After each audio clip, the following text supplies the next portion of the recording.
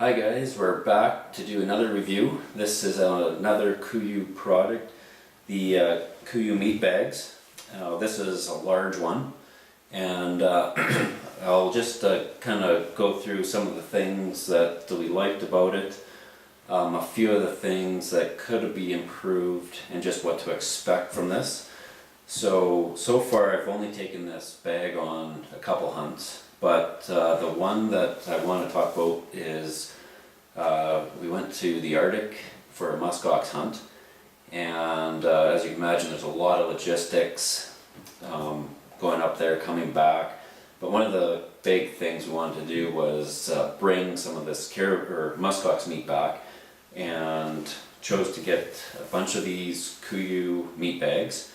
We put the meat in here, we froze it, packed that meat into the taku bags and brought it home, and with fairly good success. So the one thing with these meat bags, I'll just show you, the zippers they're not the heaviest duty zippers, but they're heavy duty enough and appropriate for this bag and what this is. The material is very lightweight but very strong.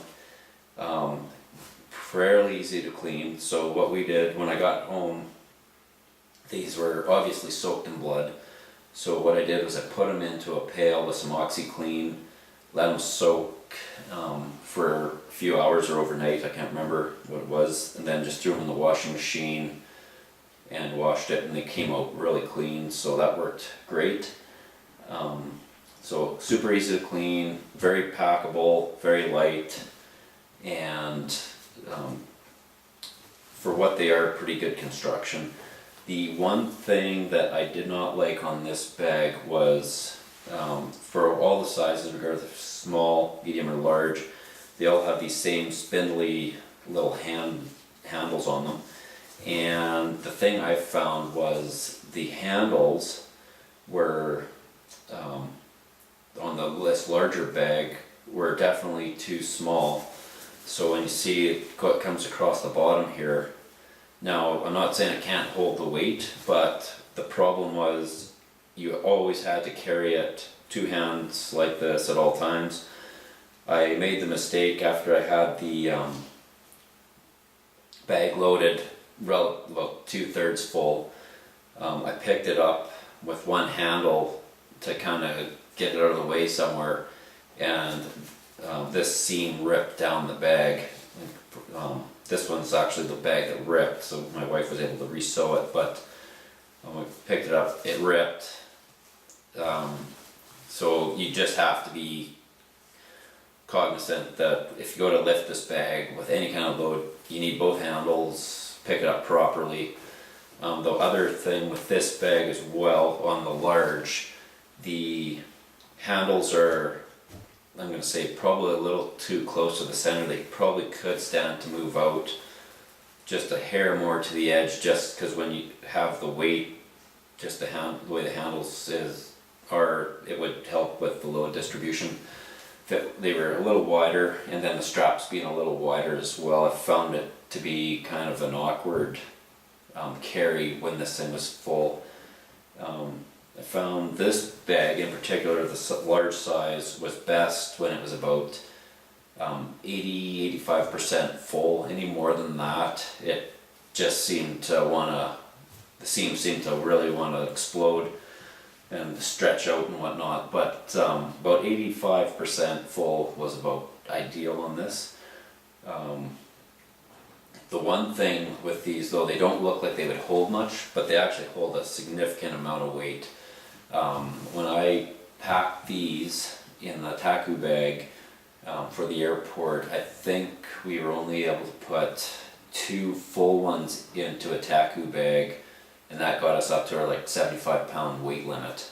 So they do hold a ton of weight, or a ton of meat, I should say, for the size of them. And it's a little deceiving. When I first got it, I didn't think this would hold much, but they actually hold a ton of weight, and were actually quite a strong, well-constructed bag for what they are.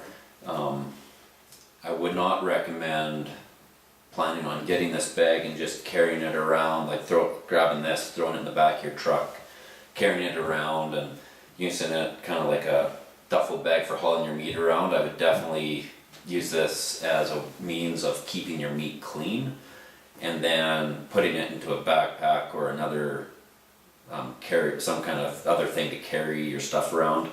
If you go around carrying it in these bags will rip or fail eventually, and probably sooner than later. They're just not, the material's just too thin. It's just not strong enough with these handles and the construction, but for what they're for, they work great. There's a lot of volume in them.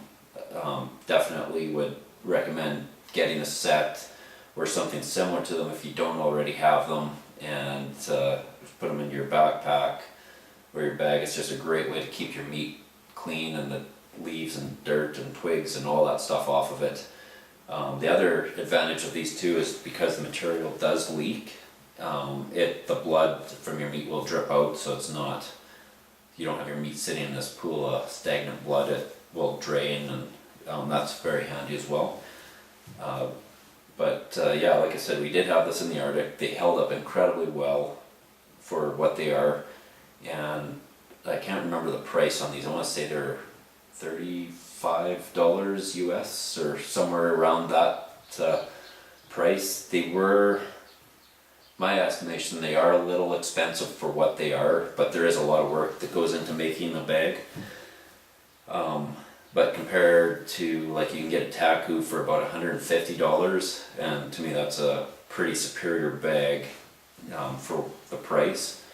These did feel expensive for what they were, but you know, considering they're reusable, you can wash them, probably last you years, and if you do a little maintenance on them, and so when they get ripped once in a while, they probably last you 5+ years, I would think. So anyways, this one, I'd say get a meat bag, whether it needs to be this brand or not, that's up to you, but I'd give this probably a 3.5 out of 5-star rating.